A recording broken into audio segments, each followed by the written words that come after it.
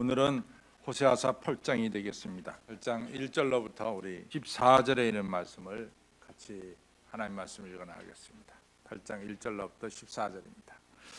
나팔을 내 입에 댈지어다. 대적이 녹슬이처럼 여호와의 집에 덮치리니 이는 무리가 내 언약을 어기며 내 율법을 범하기로다. 저희가 장차 내게 부르짖기를 나의 하나님이여 우리 이스라엘이 주를 아나이다 하리라. 이스라엘이 이미 선을 잃어 버렸으니 대적이 저를 따를 것이라. 저희가 왕들을 세웠으나 내게서 말미암지 아니하였고 저희가 방백들을 세웠으나 나의 모르는 바며 저희가 또 그 은 금으로 자기를 위하여 우상을 만들었나니 파멸을 이루리라. 사마리아여 내 송아지는 버려졌느니라. 내 무리를 향하여 타오르나니 저희는 어느 때에야 능히 무지하겠느냐. 이것은 이스라엘에서 나고 공장에서 만든 것이라. 참신이 아니니 사마리아의 송아지가 부서 뜨리우리다. 저희가 바람을 심고 강풍을 거둘 것이라. 심은 것이 줄기가 없으며 이삭이 열매를 맺히지 못할 것이요 소록 맺힐지라도 이방 사람이 삼키리라. 이스라엘은 이미 삼키었은즉 이제 열국 가운데 있는 것이 기뻐하지 아니하는 그릇 같도다. 저희가 홀로 처한 들나귀처럼 아수르에 갔고 에브라임이 값주고 연애한 자들을 얻었노라. 저희가 열방 사람들을 값을 주었을지라도 이제 내가 저희를 모으리니 저희가 모든 방백들의 임금에 지어진 짐을 인하여 쇠하기 시작하리라. 에브라임이 죄를 위하여 제단을 많이 만들더니 그 제단이 저로 범죄케 하는 것이 되었도다. 내가 저를 위하여 내 율법을 만가지로 기록하였으나 저희가 관계없는 것으로 여기도다. 내게 드리는 제물이 말할지라도 저희가 고기로 제사를 드리고 먹거니와 여호와는 그것을 기뻐하지 아니하고 이제 저희의 죄악을 기억하며 그 죄를 벌하리니 저희가 애굽으로 다시 가리라. 이스라엘은 자기가 지은 자를 잊어버리고 정각들을 세웠으며 유다는 견고한 성읍을 많이 쌓았나니 내가 그 고을들에 불을 보내어 그 성들을 삼키게 하리라. 아멘. 하나님 말씀 먼저 여러분들의 큰 은혜가 되었기를 바랍니다. 오늘은 이제 호세아 8장을 공부하는데요.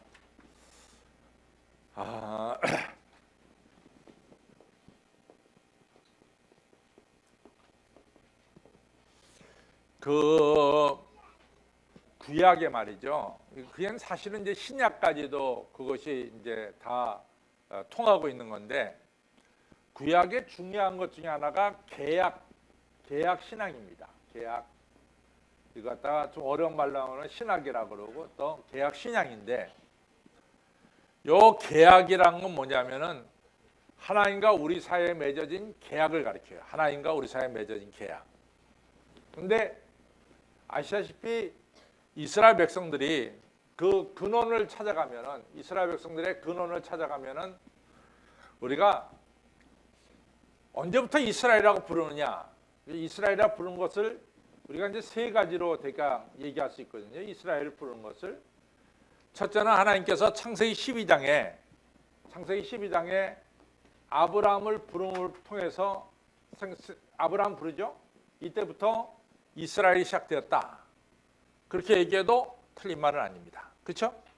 두 번째는 창세기 32장에서 우리가 아는 대로 야곱의 이름이 이스라엘로 바뀌죠. 이스라엘 바뀝니다. 이때부터 이스라엘이 시작되었다. 이렇게 얘기해도 틀린 얘기는 아닙니다.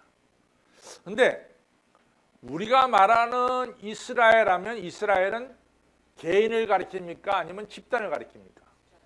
집단을 가리킨단 말이에요. 그러면 이 집단 이스라엘이 생기는 것은 언제냐면은 이제 이스라엘 백성들이 이제 출애굽을 하게 됩니다.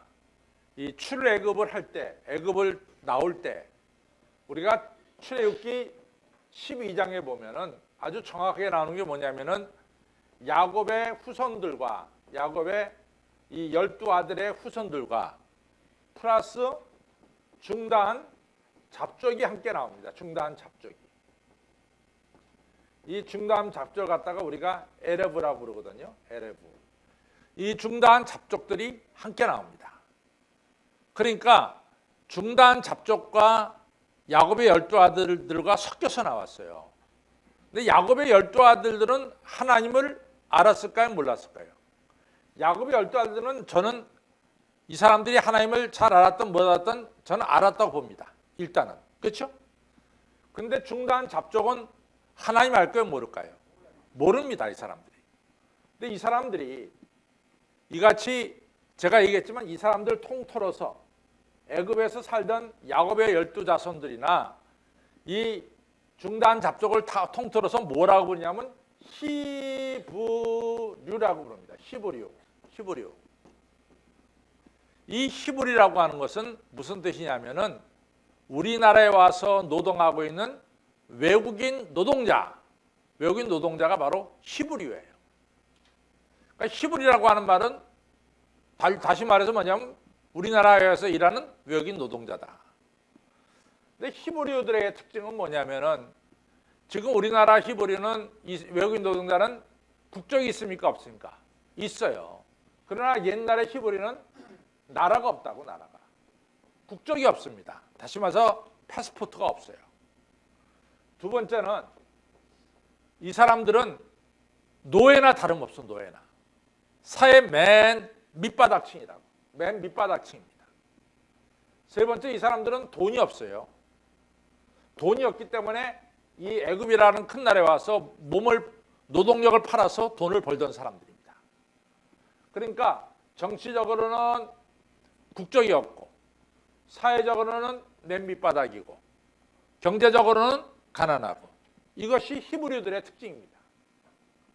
이 사람들 누가 자기 백성으로 쳐줍니까? 안 쳐줍니까? 누구도 안 쳐주는 거예요. 누구도 안 쳐주는 거예요. 여러분들 집시가 참 불쌍하죠. 집시가. 유럽의 집시들이 어느 나라도 유럽에 지금은 집시들을 갖다가 루마니아나 이런 나라들이 자기네 백성으로 삼아주지만은 한때 유럽의 집시들은 어느 나라도 유럽의 집시들을 갖다가 자기 나라 백성으로 받아주지 않았어요. 그 때문에 제가 얘기하지만은 2차 대전 때 히틀러가 유럽의 집시를 거의 200만 명 죽였습니다. 근데 지금도 집시 나라가 없기 때문에 이 200만 명 죽은 것에 대해서 지금 항의를 못 하고 있어요. 근데 유태인은 자기 나라가 분명히 있기 때문에 유대인 600만 명을 학살한 것에 대해서는 엄청나게 지금 얘기하고 있죠. 200만 명이 적은 숫자가 아닙니다. 근데 나라가 없기 때문에 집시들이 죽은 거예요. 마찬가지로 히브리들은 그런 입장이었다고. 이런 사람들이 딱 출애굽을 했어요. 그렇죠? 하나님의 인도로. 그 다음에 홍해바다 건너서 시내산에 이르렀습니다. 시내산에 이르렀을 때 하나님이 이 전체를 가리켜서 뭐라고 말하냐면 내가 이제 너희를 하나님께 속한 내 백성으로 삼겠다. 내 백성으로. 너희들은 지금까지 아무데도 소속되지 않았는데 이제는 하나님에게 소속된 하나님 백성으로 삼겠다. 따라서 하나님 백성이 되니까 너희들은 거룩한 백성이 될 것이고.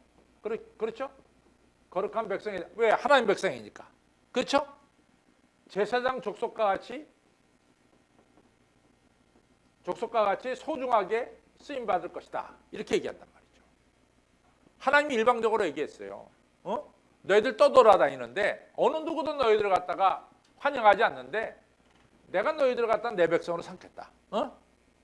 그 다음에 이제부터 너희들은 하나님 백성이니까 뭐가 돼? 거룩한 백성이 돼.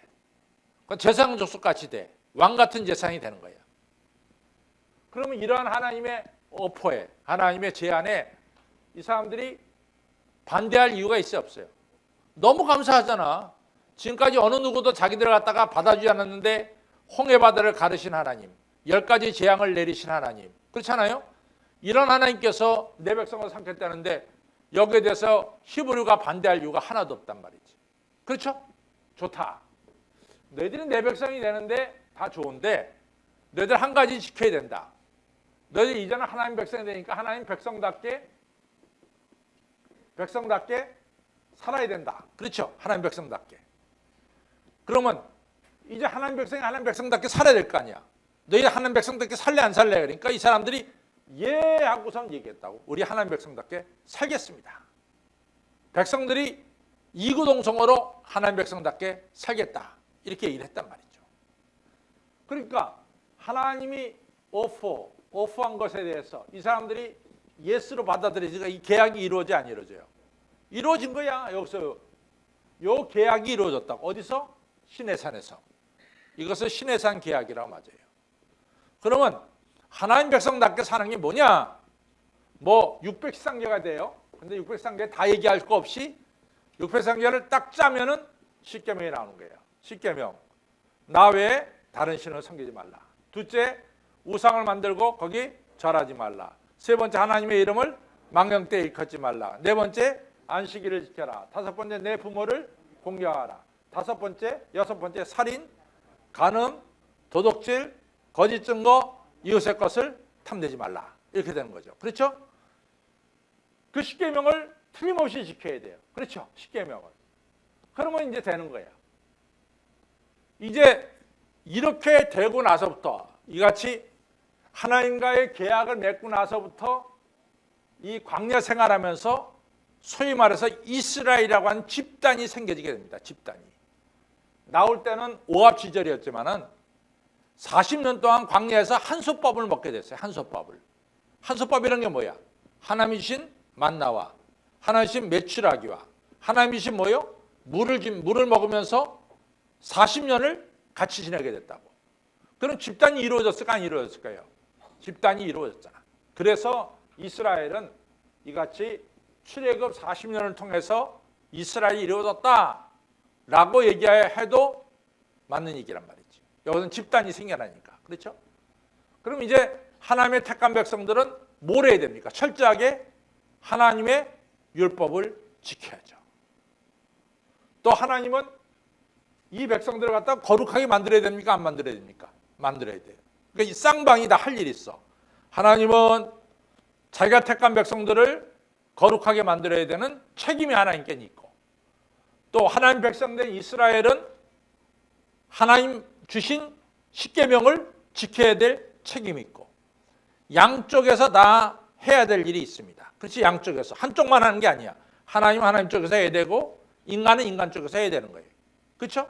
그것이 계약 당사자들끼리 할 일이죠. 근데 하나님은 계속해서 이스라엘 백성들을 축복하시고 공급하시고 사랑하시는데 문제는 뭡니까?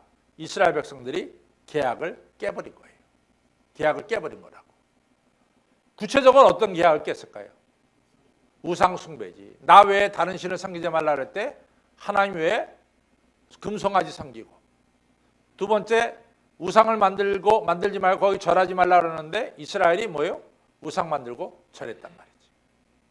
이것이 바로 계약을 깨트린 원인이 됩니다. 그래서 오늘 그 얘기를 하는 거예요. 8장은. 자, 8장 가겠습니다.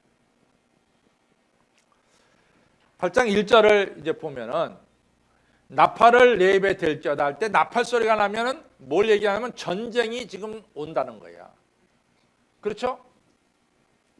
성문에서 성을 지키는 사람이 적군이 쳐들어올 때 제일 먼저 할 일은 뭡니까? 나팔을 부는 거야. 지금 적군이 지금 곧 쳐들어오고 있다. 나팔을 내 입에 들지어다. 적군이 어떻게 들어오냐면 독수리처럼 여호와의 집에 덮치리니 할 때는 여기서 여호와의 집이라고 하는 것은 성전을 가리키는 건 아닙니다. 대개 여호와의 집 하면 성전을 가리키는데 여기서의 여호와의 집은 성전을 가리키는 건 아니에요. 그렇죠? 여기서 여호와의 집은 이스라엘 백성들이 몰려 살고 있는 도시를 가리킵니다. 그 도시를 갖다가 어떻게 날라들어? 독수리처럼 급작스럽게 무섭게 이제 들이닥친다 이거죠. 이는 왜 그러냐? 왜 이스라엘이 독수리처럼 이같이 왜 더제한테만 하느냐? 이는 무리가 뭘 어겨요? 내 언약을 어기고 내 율법을 범함이로다. 이 이유는 뭐냐? 너희가 나와의 계약을 깨트렸다 이거지. 성경에는 언약, 율법, 계약, 하나님의 말씀, 이것을 통틀어서 다 똑같은 얘기예요. 히브리어로 말하면 토라라고 말해요. 토라. 토라를 어겼다. 계약을 어겼다. 토라예요, 토라. 다 똑같은 말입니다. 토라를 어겼기 때문이다. 십계명을 지키지 않았다. 2절 갑니다. 왜 이스라엘이 어려움을 당하느냐? 하나님과의 계약을 깨뜨렸기 때문에 하나님이 더 이상 이스라엘 도울 필요가 없다 이 말이죠. 2절 저희가 장차 내게 부르짖기를 나의 하나님이여 우리 이스라엘이 주를 아나이다 하니니 3절 이스라엘이 이미 선을 실어버렸으니 대적이 저를 따를 것이다. 자, 이 참 중요한 말씀이에요. 제가 이제 그 얘기를 했어요. 무슨 얘기를 했냐면은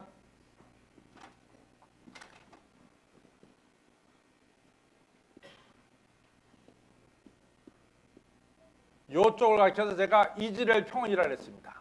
이스라엘 평원. 근데 주전 733년에 아시리아가 이 이스라엘 평원에 이같이 이스라엘 평원을 침범했어요. 근데 어느 때 침범했느냐? 요게 딱 추수할 때, 이 곡창지대에서 1년 농사를 딱 추수할 때 벌떼같이 들어와서 이 아시리아 군대가 이 추수물을 다 지금 뺏어가는 거예요. 그러니까 정말 급하게 됐다고. 그러니까 이스라엘 백성들이 나의 하나님이여 우리를 도와주소서 이렇게 얘기한다. 나의 하나님이 우리를 도와주소서. 그때 하나님 뭐라고 말씀하냐면 너희가 나의 하나님이여라고 찾고 있는 그 순간에도 너희들은 우상을 섬기고 있다는 거지. 입으로는 나의 하나님이여 너희가 나를 찾고 있지만은 너희들의 행동은 지금도 우상 섬기고 있다 이거지. 참 중요한 얘기예요. 입으로는 하나님 찾지만은 요 7장에서는 너희가 나의 하나님이라고 부르고 있는데 어디서 부르고 있느냐? 너희들 침대에서 나를 부르고 있다는 거예요. 침대에서.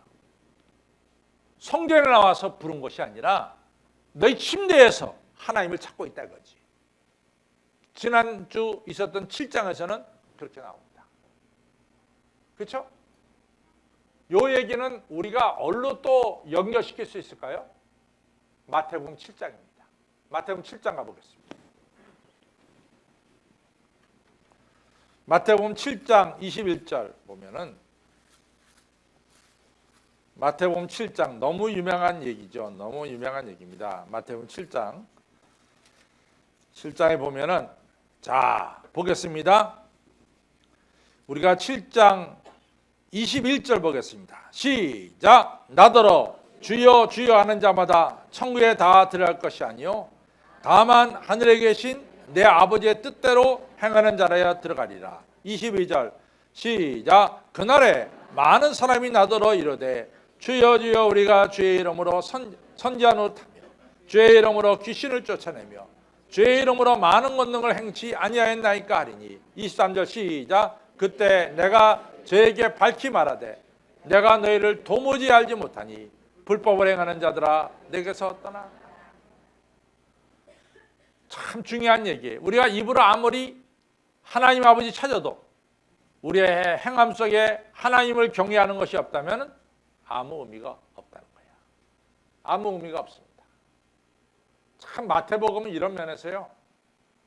정말 너무 냉정한 복음서가 마태복음. 마태복음은 너무 냉정합니다. 그래서 마태복음 25장 같은 경우에는 슬기로운 다처녀와 미련한 다처녀 정확히 갈라지고요.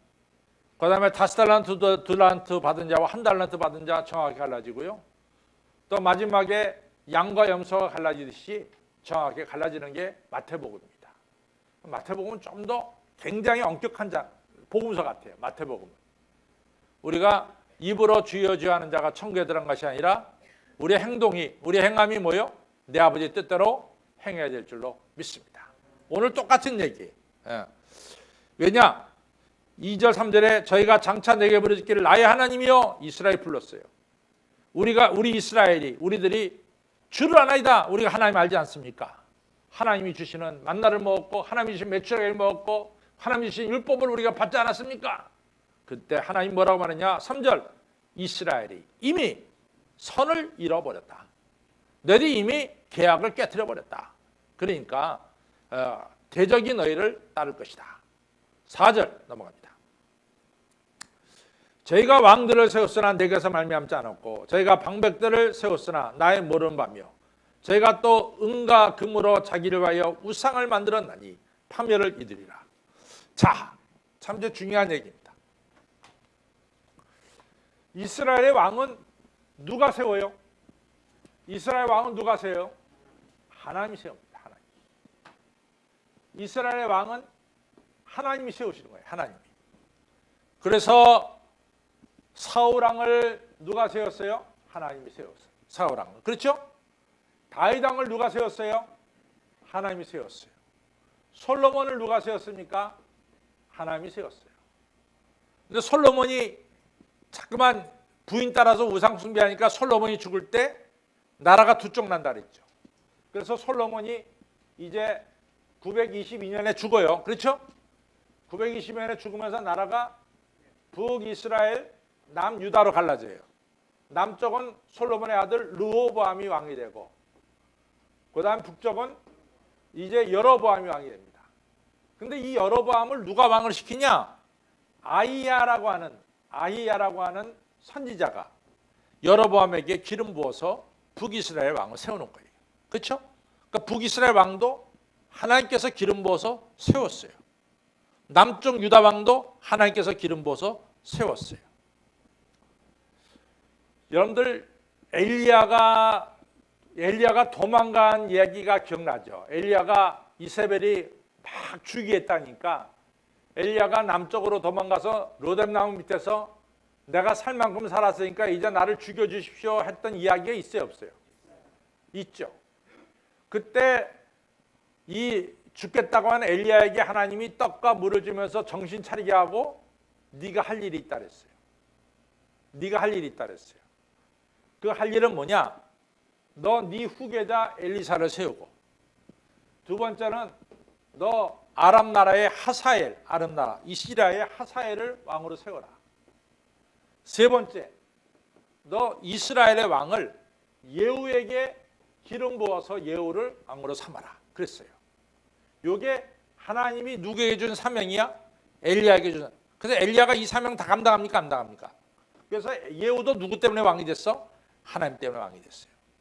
근데 지난주에 제가 쭉 우리 같이 공부했습니다. 지난주에 무슨 일이 있었냐면은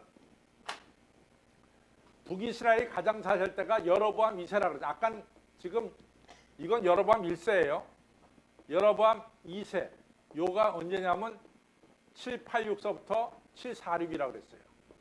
이거는 922년이니까 거의 150년 차이가 져요. 그렇죠? 그러니까 여로보암 2세 때 이스라엘이 가장 잘 살았다 그랬어요. 여로보암 2세가 죽어. 그때 스가리아라는 아들이 왕이 돼. 근데 이 아들이 6개월 정도 왕으로 있을 때 이 왕의 방백, 부하했던 샬룸이라고 하는 자가 이 사람을 죽여서 왕이 돼. 이 사람 죽이고 자기가 왕이 됐어. 이거는 하나님께서 이 사람을 왕을 세운 겁니까? 아니면 자기가 왕을 세운 겁니까?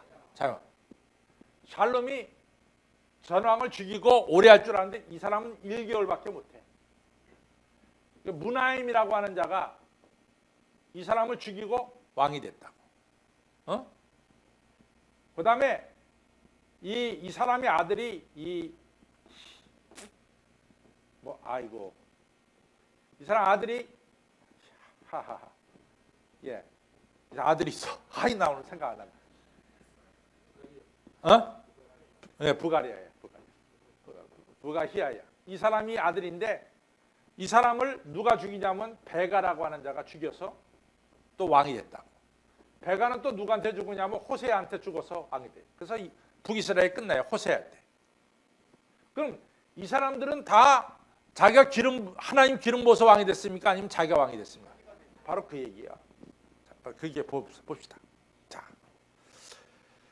4절 시작. 저희가 왕들을 세웠으나 내게서 말미암지 않았고 저희가 방백들을 세웠으나 나의 모르는 바다. 저들은 내가 세운 게 아니야. 지들 스스로 서로 죽이면서 왕이 된 것들이다. 뿐만 아니라 저들은 은과 금으로 자기를 위하여 우상을 만들었나니 파멸을 이루리라. 5절 은과 금으로 뭘 만들었느냐? 시작. 3말이에요. 내 송아지는 버리었느니라. 내 노를 물을 향하여 타오리니 금송아지 만들었으니 하나님께서 답답해서 너희가 어느 때 가서야 나를 제대로 섬기느냐. 시작. 저희가 어느 때야 능히 무지하겠느냐. 6절 시작. 이것은 이스라엘에게서 나고 공장에서 만든 것이라 참신이 아니며 사마리아의 송아지는 부서뜨리라. 그러니까 6절에 이 우상들은 다 너희들 집에서 만든 거 아니냐. 이게 무슨 힘이 있냐. 이것은 다 파멸되고 만다. 이런 얘기입니다. 근데 왜 금송아지냐. 저는요 사실은 메리오트 호텔 갈 때마다 조금 기분이 안 좋아요. 왜 그런지 아세요? 메리오트 호텔의 그 로비에 너무 송아지가 많아. 그렇잖아. 근데 메리오트 호텔의 이 원래 오리지널로 미국 가면은 이게 어디하고 관계되냐면 유타주에 있는 그 제7일 유타주의 마릴 성도하고 관계가 된다. 마릴 성도가 큰 오너란 말이에요. 하여튼 어쨌든 간에 난 모르겠어요. 근데 왜 거기에 송아지들이 많이 있는지 송아지 머리상들이 굉장히 많아요. 그래서 야 이거 좀 성경적으로 볼 때는 조금 맞지 않다 이런 얘기. 근데 이제 송아지는 첫째는 다산의 상징이에요. 다산의 상징. 힘의 상징입니다. 농사 잘 짓잖아 송아지가. 항상. 그래서 송아지를 항상 우상화해요. 힘이 세다. 그래서 이 금송아지를 만든 겁니다. 자, 그 다음에 이제 보겠어요. 7절은 하나의 격언입니다. 격언. 우리가 콩 심은 데 뭐나요? 콩나무. 팥 심은 데 뭐요? 팥나. 자, 7절. 너희들이 바람을 심잖아요. 그럼 그 바람이 뭐를 가져오느냐? 광풍을 가져와. 내가 우상을 섬겨? 그러면 뭘 가져오느냐? 파멸을 가져와. 내가 아시라를 믿어? 외국인을 믿어? 외국 군대가 너희를 집어삼켜? 그런 얘기입니다. 그 다음에 이게 하나의 격언입니다. 7절 시작. 저희가 바람을 심고 광풍을 거둘 것이라. 심은 것이 줄기가 없으면 아무것도 없으면 이삭은 열매를 맺히지 못할 것이요. 서럭 맺힐지라도 이방 사람이 뭘 심느냐 그것이 중요하다는 거예요. 뭘 심느냐. 뭘 심어야 돼? 우리는 생명의 씨앗을 심어야 됩니다. 생명의 씨앗을 심어야 우리는 생명을 거둘 수가 있어요. 저따 콩 심은데 콩 나고 팥 심은데 팥 나는 거예요. 콩 심은데 콩 나고 팥 심은데 팥 나는 거예요. 정말로 그렇습니다.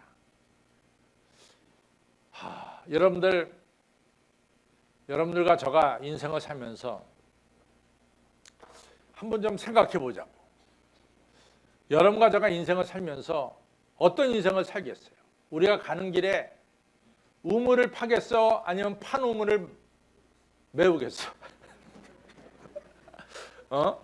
우물을 파겠어? 판 우물을 메우겠냐고. 여러분들의 우물을 파면은 여러분들 후손이 그 우물을 먹습니다. 여러분과 제가 우물을 갖다가 메꿔 놓으면은 누가 죽어? 내 후손이 죽는 거야. 여러분과 제가 씨를 많이 뿌리면은 그 씨를 누가 거둡니까? 우리 후손이 거두는 거예요. 여러분들 그 노르웨이에서 있었던 얘기를 잖아요. 할아버지가 심겨진 큰 아름드리 나무를 그 손주 때 와서 아름드리 나무를 다 잘라서 씁니다. 그 다음에 그 손주는 그 나무를 잘라서 이제 시장에 갖다 팔죠. 근데 손주는 또 나무를 심어. 그러니까 그 손주의 아들이 묻습니까? 아버지, 지금 심어서 이 나무는 누가 거둡니까? 네 아들의 아들이 거둘 것이다. 근데 왜 심어요? 오늘 내가 자른 나무는 우리 조부께서 심은 것이다. 조부가 심었기 때문에 그 손주가 그 나무를 가져가는 거예요. 그 손주가 심었기 때문에 누가 가져가? 승아가 가져간다고. 그 안 심으면 못 가져가. 그러니까 여러분과 제가 이 심을 때 우리 자손들이 갖는 거라고. 그러니까 여러분과 저는 우물을 파야 돼. 나는 우리 교회가 축복받았다고 생각해요. 얼마나 축복받은지 몰라. 여러분과 제가 교회를 세워놓으면 우리 후손들이 이 교회에서 은혜 받고 축복받을 줄로 믿습니다. 얼마나 좋은 기회야. 그렇죠?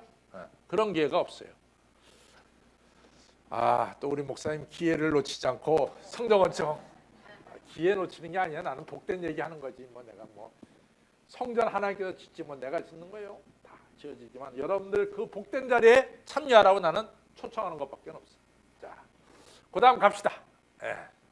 갑시다.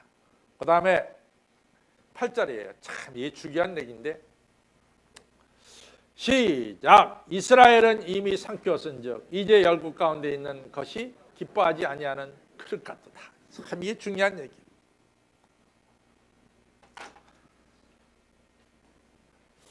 여러분들 제가요 목사일 때 제가 가치가 있습니다. 내가 목사 목회 너무 힘들어. 난 목회 간두고 나 사업이나 뛰어들겠다. 그럼 저는 뭐예요? 수많은 사업자 중에 하나야. 수많은 사업자 중에 하나라고. 우리 방중호 김회 장로님이 장로님으로 수고할 때 가치가 있는 거야. 이거 무시하게 되면은 이 별로 볼 일이 없어. 별로 볼 일이 없고 이 삼촌은 마찬가지야. 별로 볼 일이 없어요.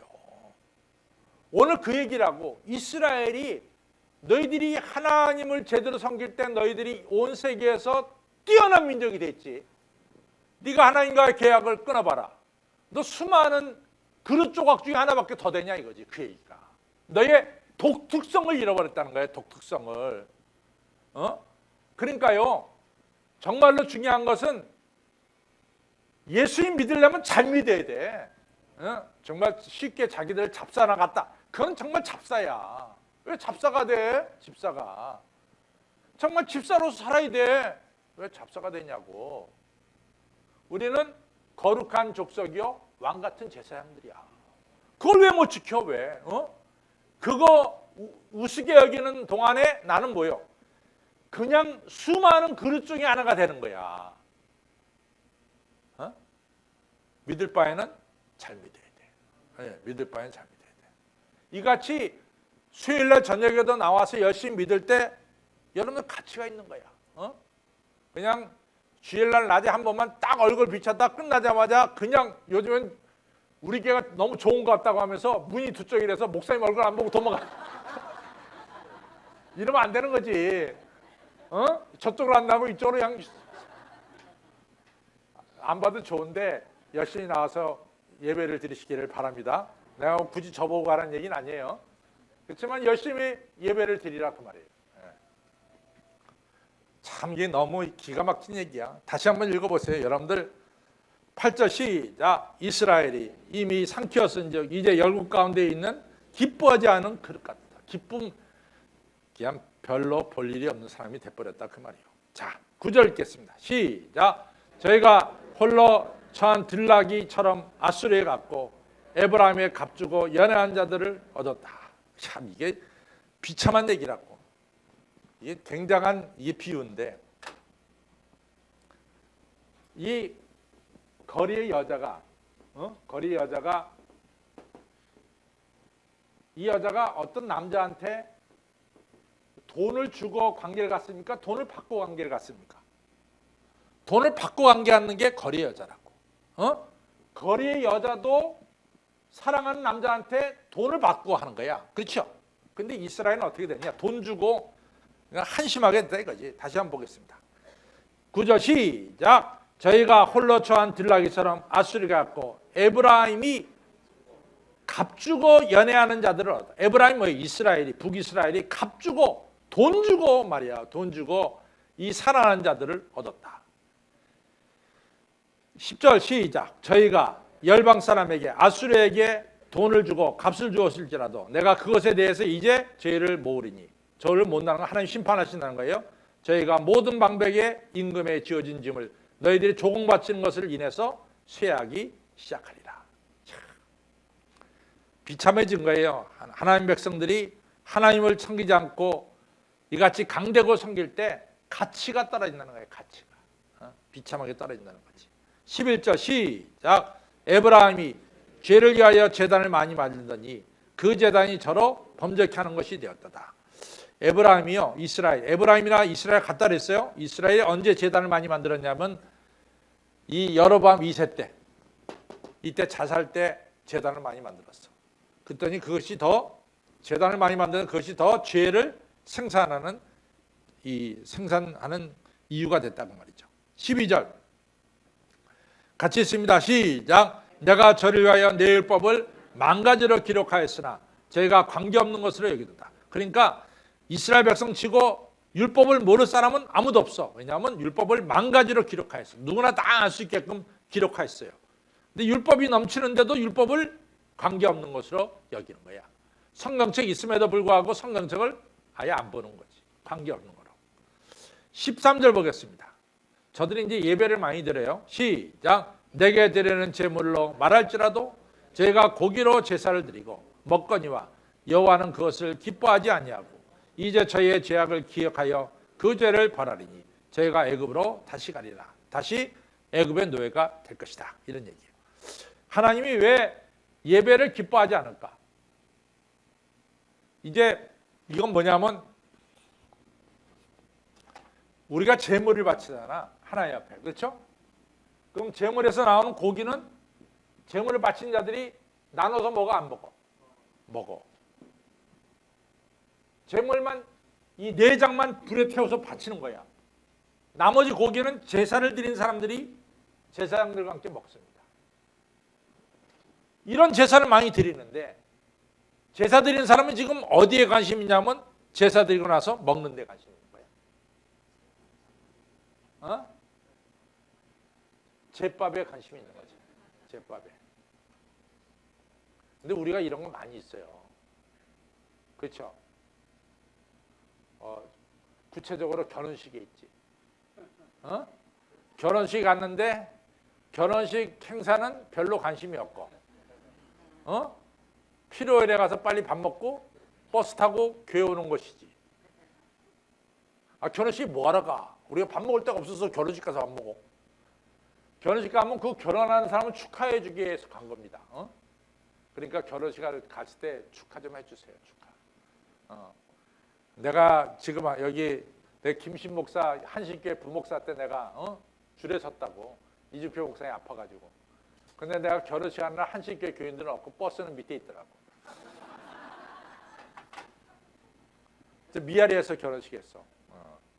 나한테 왔길래 결혼식 해달라고 왔길래 야 내가 결혼하는 거 아니다. 담임 목사님한테 부탁을 해라. 담임 목사님 편찮으시대. 그래서 내가 그러면 그게 수석 부목사가 있으니까 수석 부목사한테 부탁을 해라. 근데 수석 부목사가 강 목사님이 주례에서도 좋다 그랬대. 그래서 저한테 내가 이 주례를 쓰게 된 거잖아. 그날이 공휴일인 것 같아. 5월. 김신 목사 그냥 그래. 자기 결혼식 난 알아 몰라. 어디서 김신 목사? 5월은 맞지? 공휴일.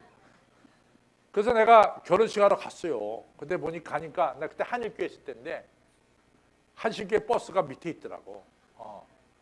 그래서 결혼식에 딱 올라가니까 다 내가 아는 후배들 그뿐이야. 내가 모르는 한신교회 교인들은 없어. 근데 내가 한신교회 교인들 어디냐 했더니 다 밑에 밥 먹는데. 아이고 이제는 그러면 안 돼. 결혼식에 뭐 왔어? 그 결혼식에 축하해주러 왔다고. 축하해주러. 결혼식에 밥 먹으러 가는 거 아닙니다. 아야 축의금만 보내고 가지 말든지 뭐 이렇게 해야 되지. 자, 이거는 이제 딴 얘기고 우리가 예배장에 와서 예배를 드리는 것이 가장 우선입니다. 그렇죠? 제법에 관심이 있어서 안 돼. 뭐에 있어야 관심이 있어야 돼? 예배에 관심이 있어야 됩니다. 14절 읽겠습니다. 시작. 이스라엘은 자기를 지은 자를 잊어버렸어. 하나님을 잊어버렸어. 그리고 정각들을 많이 세우고 유다는 견고한 성읍을 많이 쌓았어. 그렇지만도 내가 그 고을들에게 불을 보내어 그 성을 삼게. 내가 아무리 성을 쌓아봐라. 아무리 성을 쌓아봐라. 성이 너희를 지키니 하나님이 우리를 지키는 거지. 그렇죠? 그래서 오늘 두 가지 확실하게 얘기하고 있습니다. 첫째는 뭐요? 우상 숭배하지 말아라. 두 번째 뭐요? 강대국 의지하는 보고 하나님 의지하라. 이 두 가지입니다. 첫째는 뭐라 그랬어요? 확실하게 시작. 첫째는 우상 숭배하지 말아라. 둘째는 뭐요? 강대국. 사람 의지하지 말고 누구 의지해? 하나님 의지해라. 이게 오늘 8장의 핵심입니다. 결론으로 가겠습니다.